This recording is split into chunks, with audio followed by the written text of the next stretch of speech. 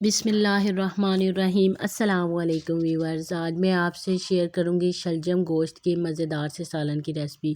ये बहुत इजी बनता है और इस सालन को बहुत ज़्यादा पसंद किया जाता है। इसके शोरबे का टेस्ट जो है वो बहुत ज़्यादा होता है। तो इसके लिए हमने सबसे पहले ताज़ा शलजम लेने हैं। कोशिश कीजिएगा कि फ़्रेश शलजम हो, पुराने ना हो। और 1 किलो शलजम हमने ले लिए हैं और इसके साथ हम 1 ही किलो गोश्त का इस्तेमाल कर रहे हैं। गोश्त यहाँ पे हमने हड्डी वाला यूज़ किया है, क्योंकि हड्डी वाला गोश्त अगर यूज़ किया जाए तो उसका टेस्ट जो है वो ज़्यादा होता है, बजाय इसके कि आप बग़ैर हड्डी के गोश्त यूज़ करें। इंग्रेडिएंट्स में मैं इसमें टमाटर, लहसुन, प्याज और सब्ज़ मिर्च, इन सब की मैंने रफली कटिंग कर ली है।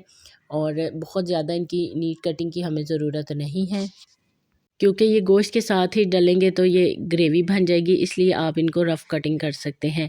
मसालों में यहाँ पे मैंने खुशक धनिया को दरदरा सा पीस लिया है, साथ में दड़ा मिर्च है, हल्दी पाउडर है, लाल मिर्च का पाउडर है और नमक है। ये सारी चीज़ें आपने टेस्ट के मुताबिक लेनी है। और फिर सबसे पहले हमने कुकर के अंदर गोश्त ऐड कर लिया है और जो मटेरियल कटिंग किया है वो भी एक साथ ही इसमें डाल लेंगे, और जो मसाले मैंने आपसे शेयर किए हैं वो भी गोश्त के अंदर ही हम डाल लेंगे।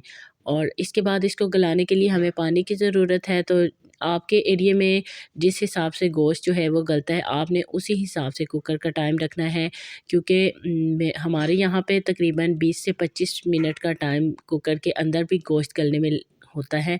तो आप अपने उस एरिया के हिसाब से गोश्त का टाइम जो है वो नोट कर लीजिएगा।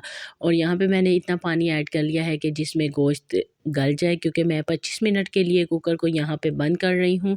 और उसके बाद सीटी मैंने चला ली है और फिर देखते हैं कि हमारा जो गोश्त है वो कैसा बनता है। अभी गोश्त कम्प्लीटली सॉफ्ट हो चुका है, तो हम इसकी जो एक्स्ट्रा पानी है उसको खुश्क कर लेंगे। और साथ में हमने शलजम की जो है इस तरह दरमियानी साइज़ की कटिंग कर ली है। आप कोई भी इसका साइज़ रख सकते हैं।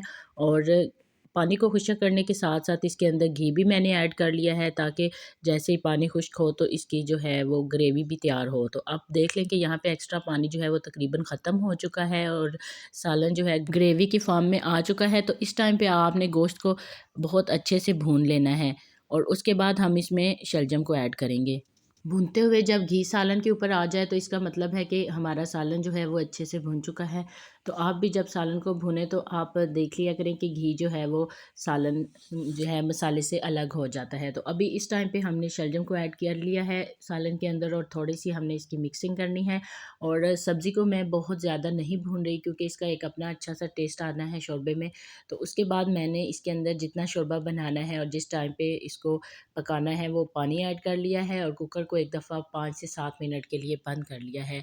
अगर हम कुकर ना भी चलाएं तो शलजम जो है वो सॉफ्ट होते हैं, लेकिन टाइम की सेविंग के लिए मैंने यहाँ पे कुकर चला के जल्दी से शलजम को जो है वो नरम कर लिया है। और यहाँ पे आप देख सकते हैं कि अब शलजम जो है वो बिल्कुल सॉफ्ट हो चुका है। तो इस टाइम पे हमने इसके अंदर सब्ज़ धनिया और साथ में पिसा हुआ गरम मसाला जो है वो ऐड कर लेना है।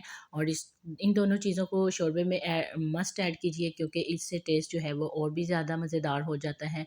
और अभी हम आपको डिश आउट करके दिखा देते हैं कि ये हमारा कैसा मज़ेदार सा सालन बन के रेडी हुआ है। तो आप भी इस सालन को ज़रूर ट्राई कीजिएगा, क्योंकि ये सर्दियों की बहुत ही मज़ेदार सी डिश है और इसको खाने में बहुत मज़ा आता है। आई होप आपको ये रेसिपी अच्छी लगी होगी। और मज़ीद अच्छी अच्छी रेसिपीज़ के लिए हमारे चैनल को सब्सक्राइब कीजिए। और नेक्स्ट वीडियो तक के लिए अल्लाह हाफिज़।